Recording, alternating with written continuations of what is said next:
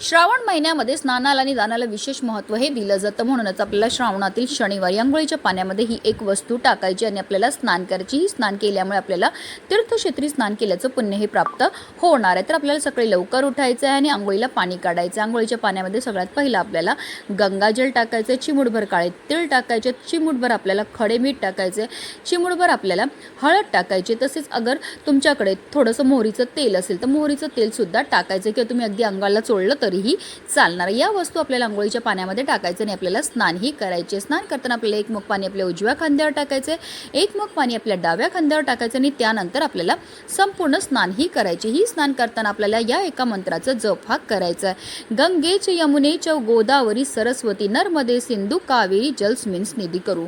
या मंत्राचा जप केल्यामुळे आपल्या तनाबरोबर आपल्या मनाची सुद्धा शुद्धीही होत असते. श्री स्वामी समर्थ.